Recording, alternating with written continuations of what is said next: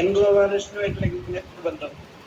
N ഗോപാലകൃഷ്ണന്റെ ഏതോ ഒരു cassette ഏതോ ഒരാള് എൻ ഗോപാലകൃഷ്ണൻ തുമ്പും പാലും ഇല്ലാത്തൊരു കാസറ്റ് ആരോ തന്നത് ഒരു പ്രാവശ്യം. ഇത് നല്ല പ്രഭാഷണം തന്നിട്ട് എത്ര കൊല്ലം മുമ്പ്, 1999 ആ 99 കേട്ട സമയത്ത് അത് ഏത് തുമ്പും പാലൊന്നുമില്ല. പക്ഷെ ആ പ്രഭാഷണത്തിൽ പറയുന്നുണ്ട് ഈ ഏറ്റുമാനൂർ അമ്പലത്തിൽ കൂടിയിരിക്കുന്ന ജനങ്ങൾ എന്നൊരു വാക്ക് പറയുന്നുണ്ട്. ഓക്കെ, പിറ്റത്തെ പ്രാവശ്യം ഞാൻ നാട്ടിൽ പോയ സമയത്ത് ഏറ്റുമാനൂർ അമ്പലത്തിൽ പോയിട്ട് ഇവിടെ വന്ന പ്രഭാഷകന്മാരുടെയൊക്കെ ലിസ്റ്റ് എടുത്ത് അവിടെ പിന്നെ ഇന്ന ആളാണെന്ന് പറഞ്ഞ് അയാളുടെ നമ്പർ തപ്പി കണ്ടുപിടിച്ച് അയാളെ ഫോൺ വിളിച്ച് പിന്നെ തിരുവനന്തപുരത്ത് അയാളടുത്ത് പോയി അയാളെ കണ്ട് പരിചയപ്പെട്ട് കുറേ കാസറ്റും ബുക്കൊക്കെ മേടിച്ച് I got all the publications. അതെല്ലാം കൂടി ഹൈദരാബാദിൽ വന്ന് പിന്നെ ഒരു 1000കണക്കിന് എൻ്റെ കോപ്പി ഉണ്ടാക്കിയിട്ട് വിറ്റു. ഓരോ കാസറ്റും ഡ്യൂപ്ലിക്കേറ്റ് ചെയ്യാൻ കുറേ കാസറ്റ് ഡ്യൂപ്ലിക്കേറ്റർ മേടിച്ചിട്ട് ഡ്യൂപ്ലിക്കേറ്റ് ചെയ്ത് വിറ്റ് അതിൻ്റെ ഫുൾ കാശ് ലക്ഷക്കണക്കിന് ഉറുപ്പ്യ ഞാൻ അയച്ചു കൊടുക്കുമായിരുന്നു. നിങ്ങൾ ആരും ചെയ്യാത്ത പണിയൊക്കെ ഞാൻ പറഞ്ഞത്. അങ്ങനെ ചെയ്യുമ്പോഴാണ് ഹീ ഗെറ്റ്സ് എൻ ഇംപ്രഷൻ, ഓ ഇയാൾ എൻ്റെ വരുതിയിൽ വരുന്ന ഒരാളാണ്, നമുക്ക് ബോധം ഉണ്ടാവും. എന്നിട്ട് അദ്ദേഹത്തിന് എനിക്ക് കേൾക്കാനുള്ള താല്പര്യം കൊണ്ടൊരു കോൺഫറൻസിൽ ഞാൻ ഗോപാലകൃഷ്ണൻ സാറെ കൊണ്ടുവരാം എന്ന് ഞാൻ അങ്ങ് ഡേറ്റ് പറഞ്ഞു, ഗ്യാരണ്ടി. എന്നിട്ട് അദ്ദേഹത്തിന് അന്ന് ഫ്ലൈറ്റ് ഫെയർ ഏകദേശം 60,000 റുപ്യോളം വരും.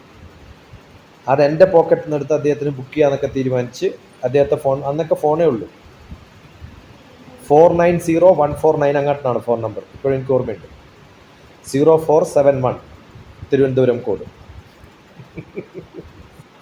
ഓക്കെ, വിളിച്ചിട്ട് ഞാൻ പറഞ്ഞു ഇങ്ങനൊരു കോൺഫറൻസ് ഉണ്ട്. അപ്പം അയാൾ പറഞ്ഞു ഞാൻ ഒരു പരിപാടിക്ക് ഒരു കോൺഫറൻസിനൊന്നും വരില്ല, 4 ദിവസത്തെ വലിയ പ്രോഗ്രാം ഉണ്ടെങ്കിലേ വരുള്ളൂ. അപ്പോൾ ഞാൻ കോൺഫറൻസുകാരോട് പറഞ്ഞു അദ്ദേഹം വരുന്നില്ല, എന്താ ഈ അയച്ചു, നിങ്ങളെ ഏൽപ്പിച്ച സ്ലോട്ടാണ്, ആ സ്ലോട്ട് ആളെ കണ്ടുപിടിക്കൽ നിങ്ങളുടെ പണിയാണ്, ഇനി നമ്മളെ ഏൽപ്പിക്കാൻ പറ്റില്ല. അതും അന്നെന്താണ് പരവിദ്യ അപരവിദ്യ എന്ന് കണ്ടാണ് ഞാൻ ടോപ്പിക് കൊടുത്തത്.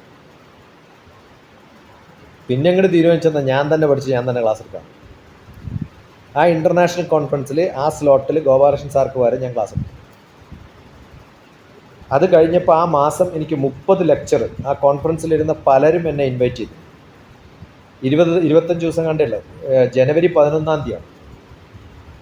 ആ 11-ാം തീയതി മുതൽ 30-ാം തീയതി വരെ എത്തുന്ന ആ 19 ദിവസത്തിന് എനിക്ക് 30 ഇൻവൈറ്റഡ് ടോക്കിൻ്റെ ഇൻവിറ്റേഷൻ ഉണ്ടായി. അപ്പോൾ എനിക്ക് തോന്നി ഇതിനൊരു ഡിമാൻഡ് ഉണ്ട് നമുക്ക് ഏതായാലും. എന്നിട്ട് ഗോപാലകൃഷ്ണൻ സാർ പറഞ്ഞു നിങ്ങൾ വന്നില്ലെങ്കിൽ കുഴപ്പമില്ല, ഞാൻ ചെയ്തോളാം. പക്ഷെ എനിക്ക് അയാളെ കേൾക്കണമെന്നുണ്ട്. അപ്പം ഞാൻ 4 ദിവസത്തെ പ്രോഗ്രാമിന് ഇൻവൈറ്റ് ചെയ്തിട്ട് ഒരു ഫേക്ക് നോട്ടീസ് ഉണ്ടാക്കി, ഇന്ന ഇൻസ്റ്റിറ്റ്യൂട്ടിൽ ഇതൊക്കെ അവൈലബിൾ ആണ്, കംന്നോ. കാരണം ഞാനിത് ഇൻവൈറ്റ് ചെയ്തിട്ട് അയാൾ വന്നിട്ടില്ലെങ്കിൽ ബുദ്ധിമുട്ടായി, അയാൾ വരും എന്ന് പറഞ്ഞിട്ട് പിന്നെ ചെയ്യിപ്പിക്കാമല്ലോ. അങ്ങനെ 4 ദിവസത്തെ 18 ലെക്ചർ എങ്ങാണ്ട് ഞാൻ ഉണ്ടാക്കി. അയാളെ വിളിച്ചു, അയാൾ ബുക്ക് ചെയ്തു, ടിക്കറ്റ് വരാമെന്നൊക്കെ ഏറ്റതിന് ശേഷം ഞാൻ ഈ ഇൻസ്റ്റിറ്റ്യൂട്ടിലൊക്കെ പോയിട്ട് ക്യാൻവാസ് ചെയ്ത് കുറച്ച് അങ്ങോട്ടും ഇങ്ങോട്ടൊക്കെ മാറ്റേണ്ടി വന്നു. എനിക്ക് 16 ലെക്ചർ അങ്ങോട്ടും ഞാൻ ഏർപ്പാടാക്കി. അന്ന് ഭക്ഷണം സൈഡിൽ വെക്കും. ഞാൻ പറഞ്ഞു വെള്ളം കുടിക്കാൻ സമയം ഉണ്ടാവില്ല, വെജിറ്റബിൾസും ഫ്രൂട്ട്സും കട്ട് ചെയ്ത് വെച്ചിട്ടുണ്ട്, ഞാൻ ഓടിക്കും, കഴിച്ചോളും. ഒരു ക്ലാസ് ഒരു ലെക്ചർ കഴിഞ്ഞാൽ അടുത്തതിൽ കയറും, വാഷ്റൂം പോകാൻ മാത്രം സമയമുണ്ടാവും, ലഞ്ചിനൊന്നും സമയമില്ല, ഇത് കഴിക്കലേ ഉള്ളൂ രാവിലെ മുതൽ വൈകുന്നേരം വരെ. ഇടയിൽ പാർസൽ എന്തെങ്കിലും മേടിച്ചു കൊടുക്കും, ഒരു വെനുന്ന് മറ്റേ വെനുന്ന് ഇങ്ങനെ പറത്തി ക്ലാസ് എടുപ്പിച്ചു. ഗോപാലകൃഷ്ണൻ സാറിൻ്റെ ബുക്കിൽ എന്നെക്കുറിച്ച് പറയുന്നുണ്ട്, ലൈഫ് സ്റ്റോറിയിൽ എന്നെക്കുറിച്ച് പറയുന്നു. അത് കഴിഞ്ഞപ്പോൾ റിട്ടേൺ ആയിട്ട് എന്നോട് പറഞ്ഞു അടുത്ത പ്രാവശ്യം നാട്ടിൽ വരുമ്പോൾ ഏഷ്യാനെറ്റ് ഇൻ്റർവ്യൂ ഒരു 10 സ്ഥലത്തെ പ്രഭാഷണം ഡോക്ടർ TPS ഞാൻ ഏർപ്പാടാക്കുന്നു. അങ്ങനെ കേരളത്തിൽ പ്രഭാഷണത്തിന് എന്നെ ആദ്യം ഇൻവൈറ്റ് ചെയ്തത് ഗോപാലകൃഷ്ണൻ. അടുത്ത കാലത്ത് ഇപ്രാവശ്യം ഞാൻ നാട്ടിൽ വരുമ്പോൾ 22-ാം തീയതി എനിക്ക് ദൂരദർശനിലൊരു ടോക്ക് ഉണ്ടായിരുന്നല്ലോ. ആ സമയം തന്നെയാണ്, ഏപ്രിലിൽ തന്നെയാണ് പൂരത്തിൻ്റെ പ്രോഗ്രാമിൻ്റെ ഇടയിൽ പാറമേക്കാവിൽ എൻ്റെ പ്രഭാഷണം ഉണ്ടായി. പൂരത്തിന് പാറമേക്കാവിൽ പ്രഭാഷണം ഉണ്ടാവുക എന്ന് പറഞ്ഞാൽ 1000കണക്കിന് ആൾക്കാർ വരും. അത് ഏർപ്പാടാക്കിയ വാസുദേവൻ എന്ന് പറയുന്ന ചാർട്ടേഡ് അക്കൗണ്ടൻറ്റ് ഈ ദൂരദർശനിൽ എൻ്റെ പ്രോഗ്രാം കണ്ട് ദൂരദർശനിൽ വിളിച്ച് എൻ്റെ നമ്പർ കളക്ട് ചെയ്ത് എന്നെ തിരിച്ചു വിളിച്ചു. ഇപ്പോൾ ഒരു 80 വയസ്സായിട്ടുണ്ടാവും. അയാൾ പറഞ്ഞു എത്രയോ കാലമായി ഡോക്ടർ TPS ബന്ധമില്ലാണ്ട്. ദൂരദർശനിൽ കണ്ടപ്പോഴാണ് ഞാൻ പഴയ കാര്യം ഓർത്തത്. ഞാൻ പറഞ്ഞു ഇന്നേ ദിവസം തന്നെയാണ് പാറമേക്കാവിൽ നിങ്ങൾ എൻ്റെ പ്രഭാഷണം അറേഞ്ച് ചെയ്തത്. അന്ന് തന്നെ എന്നെ വിളിക്കാൻ തോന്നിയല്ലോ. അപ്പോൾ ഇപ്പോൾ ഗോപാലൻ സാർ മരിച്ചതിന് ശേഷം മഴുവഞ്ചേരിയിൽ ഒന്നും കാര്യമായിട്ട് നടക്കണില്ല, അവിടെ എന്തെങ്കിലും ചെയ്യണം. അപ്പം ഞാൻ പറഞ്ഞു ഞാൻ എപ്പോഴാണെങ്കിലും റെഡിയാണ്, എന്തെങ്കിലും ചെയ്യാൻ പറ്റുകയാണെങ്കിൽ ചെയ്യാം. സ്കൂൾ നടക്കുന്നുണ്ട്, പക്ഷെ വേറെ കാര്യങ്ങളൊന്നും നടക്കണില്ല. ഞാൻ അവസാന കാലം എനിക്ക് അത്ര ഇഷ്ടമായിരുന്നില്ല അദ്ദേഹത്തെ. കാരണം ഒരു പച്ചയായിട്ട് രാഷ്ട്രീയം പറയലും സോഷ്യൽ മീഡിയയിൽ കുറേ തെറിയും. അതുകൊണ്ട് ഞാൻ തന്നെ വിട്ടു നിന്നതാണ്. എനിക്ക് വലിയ താല്പര്യം. ഇപ്പോഴും മസ്കറ്റ് എന്നൊക്കെയുള്ള ചില ആൾക്കാരുടെയൊക്കെ DP തന്നെ ഗോപാലകൃഷ്ണൻ സാറിനെയാണ്. അങ്ങനെ ഡിവോട്ടഡ് ആയിട്ടുള്ള ആൾക്കാർ ഇപ്പോഴും എന്നെ കോൺടാക്ട് ചെയ്യാറുണ്ട്, നമുക്ക് എന്തെങ്കിലും ചെയ്യാൻ പറ്റുമോ എന്നൊക്കെ ചോദിച്ചിട്ട്. ഞാൻ അത്തരം ബ്ലൈൻഡ് ആയിട്ടുള്ളവരൊന്നും ഞാൻ അടുപ്പിക്കാറില്ല എന്ന് പറഞ്ഞു. പക്ഷെ അദ്ദേഹത്തിൻ്റെ ആ കോണ്ടാക്റ്റിലാണ് ഞാൻ എൻ്റെ ഗുരുവിനെയൊക്കെ പരിചയപ്പെടുന്നത്. ആ ഒരു പരമ്പരയോട് കൂടിയിട്ടുള്ള പ്രഭാഷണങ്ങളാണ് കേരളത്തിൽ എന്നെ പലരും പരിചയപ്പെടാൻ കാരണവും. ഞാനും ബ്രഹ്മശ്രീ KPC പരിചയപ്പെടുന്നത് അങ്ങനെയാണ്. അപ്പം അങ്ങനെ കുറേ ഗുണമുണ്ടായിട്ടുണ്ട്. പക്ഷെ ഇവിടെയൊക്കെ മിക്കവാറും ബാലഗോകുലം തുടങ്ങിയത് ഞാനാണ്. ഇന്ത്യയിൽ കുറേ ബാലഗോകുലം, ഗൾഫിൽ ബാലഗോകുലം തുടങ്ങിയ ആൾ ഞാനാണ്. അതൊക്കെ BJPയുടെ ശിശു സംഘടനകളാണ്. അതുകൊണ്ടല്ല, ആര് തുടങ്ങിയാലും ഉണ്ടാവും. ചിന്മയസ്വാമി തുടങ്ങിയാലും ഞാൻ അതിൻ്റെ കൂടെ പോയിട്ടുണ്ട്. അപ്പോൾ ഇവരുടെയൊക്കെ ബാലഗോകുലത്തിൽ പഠിപ്പിക്കുന്ന ശ്ലോകങ്ങളും അത് ആദ്യമായിട്ട് തുടങ്ങിയ ക്ലാസ്സുകളും എത്രയോ കാലം മുമ്പ് ബാലഗോകുലം ഡോക്ടർ TPS അടിച്ചാൽ കാണും. ലോകത്തിൻ്റെ എത്രയോ സ്ഥലത്ത് ഞാൻ ചെറിയ കുട്ടികളെ ശ്ലോകം പഠിപ്പിച്ചിട്ടുണ്ട് ബാലഗോകുലം. അതൊക്കെ പണ്ടേ തുടങ്ങി.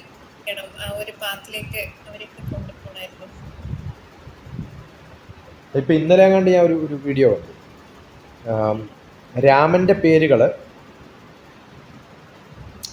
ഓക്കെ ABCD മുതൽ Z വരെയുള്ള വെച്ചിട്ട് രാമൻ്റെ പേര് പറയും.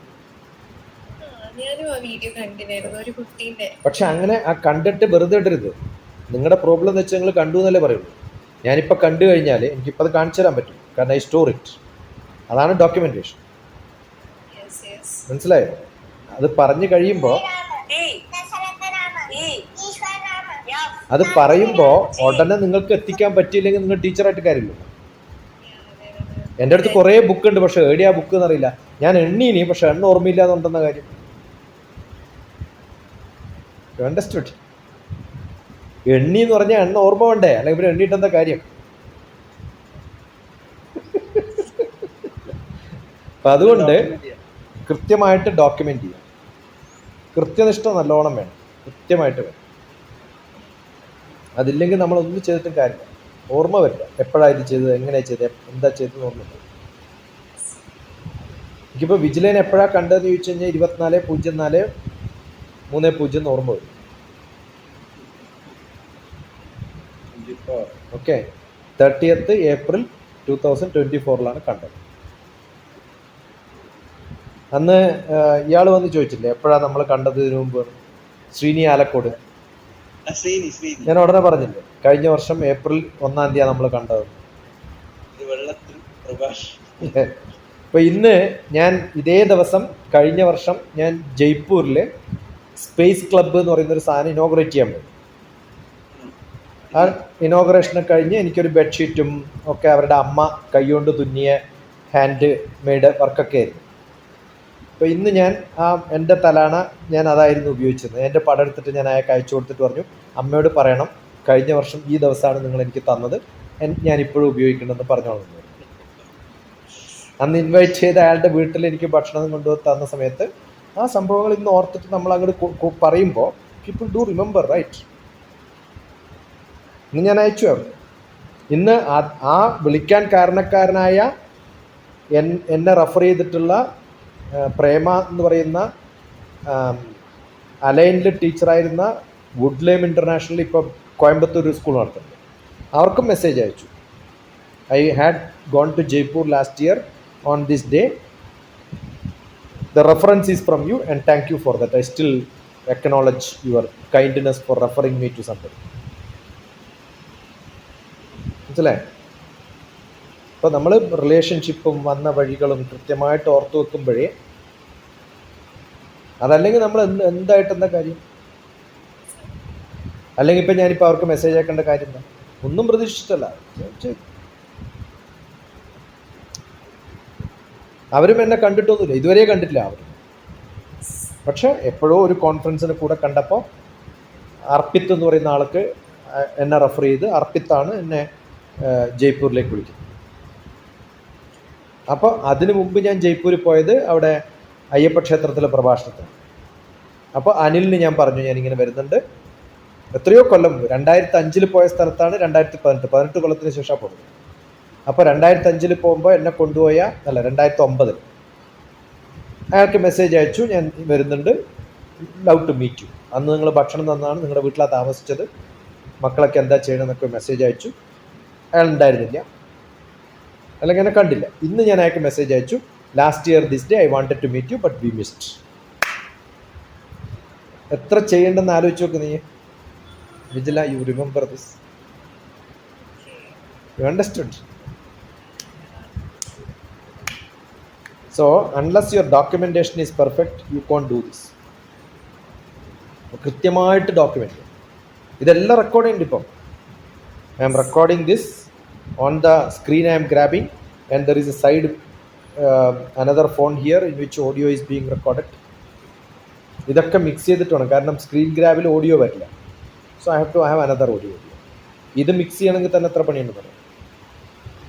ഇതൊക്കെ നോൺ പ്രൊഫഷണൽ സോഫ്റ്റ്വെയർ ഉപയോഗിച്ചിട്ടാണ് ചെയ്യണം. ഇതൊന്നും പെയ്ഡ് സോഫ്റ്റ്വെയർ അല്ല, കാരണം പെയ്ഡ് സോഫ്റ്റ്വെയർ ഭയങ്കര കോസ്റ്റ്ലിയാണ് ഈ ഫിലിം മേക്കിംഗ്. ഇതൊക്കെ പഠിച്ചതാണ് ഞാൻ. ഫിലിം മേക്കിങ്ങും സോഫ്റ്റ്വെയറും എല്ലാ സോഫ്റ്റ്വെയറും പഠിച്ചിട്ടുണ്ട്. പക്ഷെ അതൊന്നും ഞാൻ ഉപയോഗിക്കില്ല, കാരണം ബിക്കോസ് ഇറ്റ്സ് കോസ്റ്റ്ലി. അത് മേടിച്ചു തരാൻ ആളുണ്ട്. ഞാൻ അവരോട് പറഞ്ഞതെന്ന് വെച്ചാൽ എനിക്കിതാണ് സൗകര്യം, എന്തെങ്കിലും പതുക്കെ ചെയ്താൽ മതി, ഞാൻ എന്തെങ്കിലും കണ്ടോണ്ടിരിക്കുമല്ലോ. ഇന്ന് 3 സിനിമ ഉണ്ട്, 3 movies I watched. Kaagaz 2. Kaagaz 2 എന്ന് പറഞ്ഞാൽ, കാഗസ് 2 എന്ന് പറഞ്ഞാൽ പണ്ട് മലയാളത്തിൽ വന്നിട്ടുള്ളതാണ്. കാഗസ് 2 എന്ന് പറഞ്ഞാൽ ഒരു ട്രാഫിക് ജാമിൽ പെട്ടിട്ടൊരു കുട്ടി, IAS കിട്ടിയ കുട്ടി, എന്തോ ഒരു വീണ് മരിച്ച്, അതാണ് കഥ. അതിൻ്റെ മലയാളം സിനിമേൻ്റെ പേര് ഞാൻ മറന്നു. പക്ഷെ കാഗസ് 2 കണ്ടപ്പോൾ എനിക്ക് ഓർമ്മ വന്നു പണ്ടുള്ള. ഓക്കെ, കുറേ സിനിമ ആണ്, അതിനിടയിൽ ഫുൾ ന്യൂസ് ആണ്. അത് മാറ്റി മാറ്റി അതിങ്ങനെ പാരലി പോണ്ട്. ഇപ്പം ഇതില്ലെങ്കിൽ already I would have been seeing. Disney ഉണ്ടാവും. ഡിസ്നിയിൽ ഇപ്പോൾ ഏതോ ഒരു മൂവി വെച്ചിട്ട് ഞാൻ പകുതി കണ്ടപ്പോഴാണ് ഞാൻ കണ്ടതാന്ന് തോന്നുന്നു.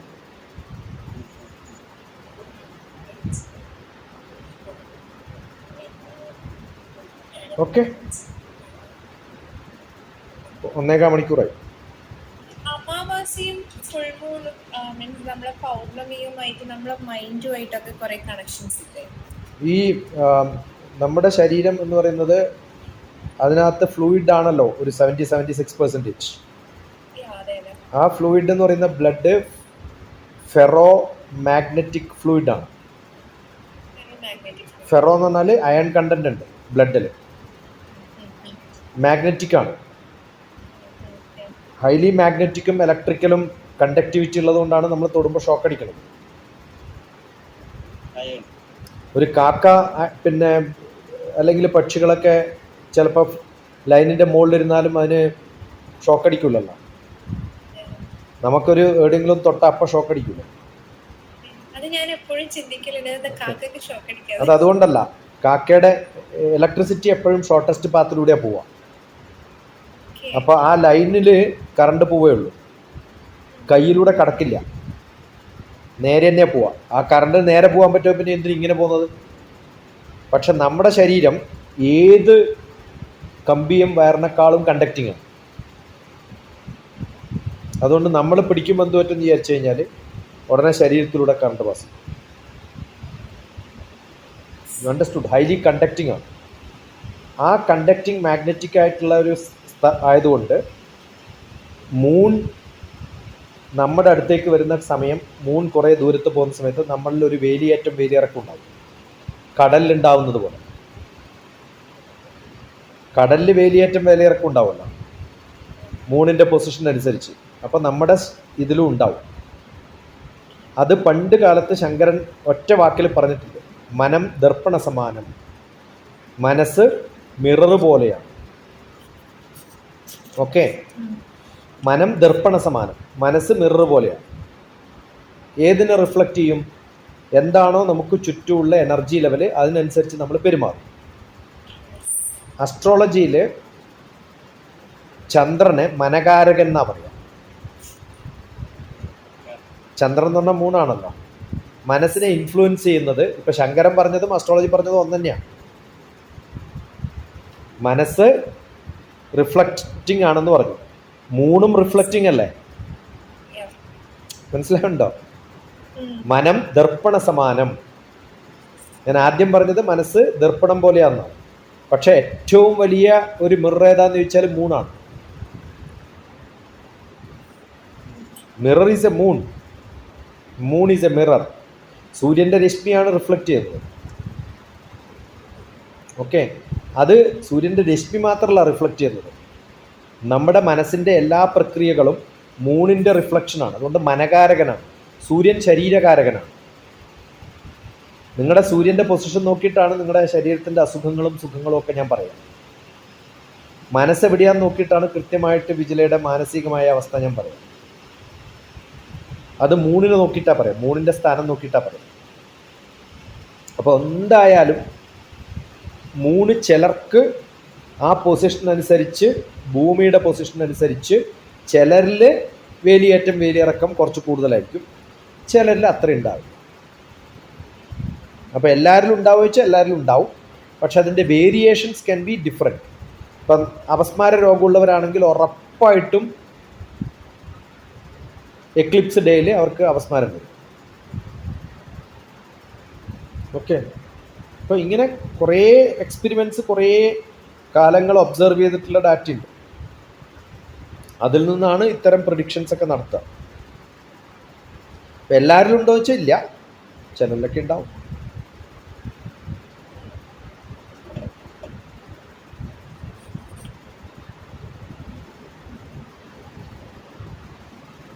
നല്ല ചോദ്യങ്ങൾ ചോദിക്കുക. പക്ഷെ അതിനേക്കാളും ഇൻഫ്ലുവൻസ് ചെയ്യുന്നതാണ് നിങ്ങൾക്ക് ചുറ്റുമുള്ള ഇലക്ട്രിക്കൽ എക്യുപ്മെൻസും.